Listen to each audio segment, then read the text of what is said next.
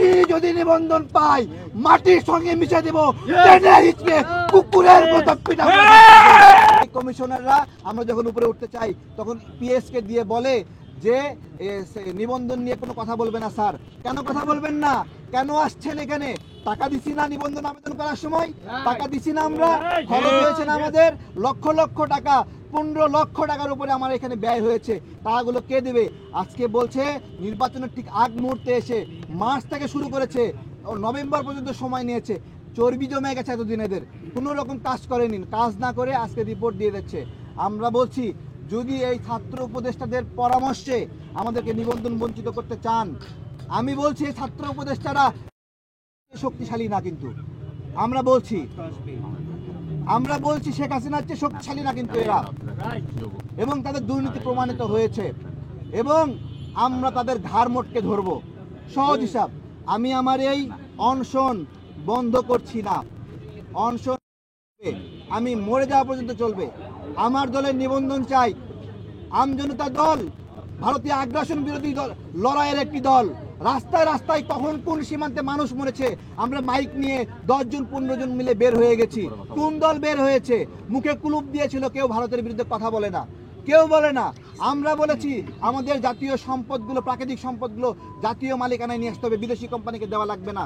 বিদেশিদের দালালরা আজকে আমাদেরকে থ্রেট মনে করছে কিনা আমি জিজ্ঞাসা করছি। আমাদের স্পষ্ট কথা, আমরা এই নিবন্ধনের বিষয়ে আমরা মরে যাব ভাই, মরে যাব, তারপরেও এখান থেকে আমরা যাব না। নিবন্ধন নিয়ে যাব। শুধুমাত্র আমজনতা দল না, আরো যাদের প্রতি জুলুম করছে তাদেরকে নিবন্ধন দিতে হবে। ডেস্টিনির নিবন্ধন যদি দেয়, এই ইলেকশন কমিশনের এই অফিস মাটির সঙ্গে মিশে দেব। ডেস্টিনি যদি নিবন্ধন পাই মাটির সঙ্গে মিশে দেব, টেনে হিচকে কুকুরের মতো পিটাবো। হোটেল শেরাটনে বসে তোমরা মিটিং করেছো, আমাদের কাছে খবর আছে। নিবন্ধন দিলে চামড়া তুলে নেব ডেস্টিনি নিবন্ধন দিলে। এবং জাতীয় লীগের নিবন্ধন দেওয়ার জন্য যারা টাকা খেয়েছো তাদেরকে বলি, তাদেরকে এখান থেকে বের করতে হবে। এদেরকে দিয়ে সামনের নির্বাচন হুমকির মুখে রয়েছে।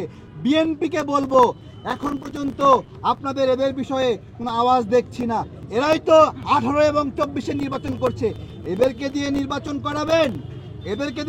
করাবেন আর আপনারা জয়ী হবেন। এত সহজ না। এদের বিরুদ্ধে আপনারা আওয়াজ তুলবেন। জামাতকে বলছি, আপনাদের নির্বাচন মাঠে মরবে। আমি বলছি, এরা কারা? এরা আপনাদেরকে চেনেন না। এরা টাকার বিনিময়ে বিক্রি হয়েছে। রাতের আধারে 18 নির্বাচনে সবার বাড়িতে বাড়িতে টাকা চলে গেছে।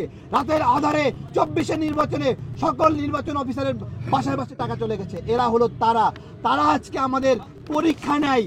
ওদেরকে যে পরীক্ষকের জায়গায় বসায় রাখছি, ওরা শুকরিয়া আদায় না করে আমাদেরকে আজকে হয়রানি করে।